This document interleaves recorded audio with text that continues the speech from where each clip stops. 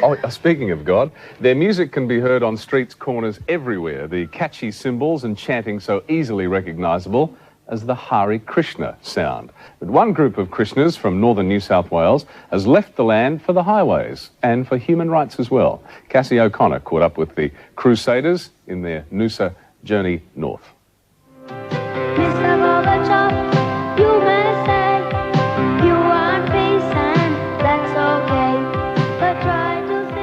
It could only be called a travelling temple. How else would you describe this converted Greyhound bus, complete with altar, devotees and stained glass windows? As you may have guessed, this is no ordinary bus. This bus has a mission, and that mission should take it to every town and village in Australia before November this year. As part of a nationwide peace program, the Hare Krishnas from Murwillumbah began their journey from the steps of the Soviet consulate in Sydney in April.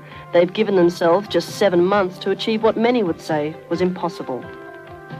Gary Anderson, or Gora Gopala if you prefer his spiritual name, has been with the bus since it left Sydney. He doesn't think it'll be too difficult to convince 1 million Australians to sign the petitions, once they consider the nature of the Krishna cause.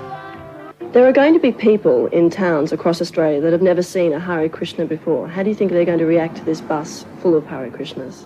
What we want them to think about is that in other parts of the world, people are being persecuted for following the religion of their choice and practicing the human rights of their choice.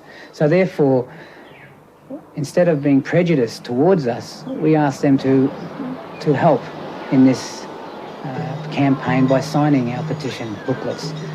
They're confidential and they'll be just presented to the Soviet authorities in Canberra when the time is right. And just to prove how confidential the petitions are, when I asked Gary about the 2 New South Wales senators who've signed, the silence was deafening.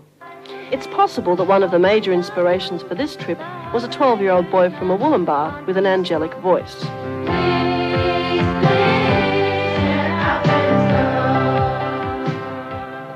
Prahlad song to the Russian leader to release 35 Krishnas in Soviet mental hospitals is what this bus is all about. But does the man himself, Mr. Gorbachev, know what the Krishnas are up to? The Ramaswamy, one of the leaders of the sect in Australia, is hopeful but realistic. We've relayed our work to the Soviet ambassador here in Australia, and whether, of course, that's been passed on to Soviet Union. I think pretty sure it's been passed on to the Soviet Union, whether it's gone all the way up to Mr. Gorbachev. Like anything else that goes on in Russia, it's a hard question to answer. So far, people have given these colourful crusaders a good reception. Understandable if you consider the fact that your hosts offer a 5-course vegetarian meal, song and dance, all for signing a petition. Cassie O'Connor for Good Morning Australia. Good luck to them. I want to travel around spreading a message of peace. That's all right with me. Sounds good to me. Would you like to join them? Well, no, I don't think the the haircuts would don't suit really... you. No, they wouldn't get on a Qantas jet.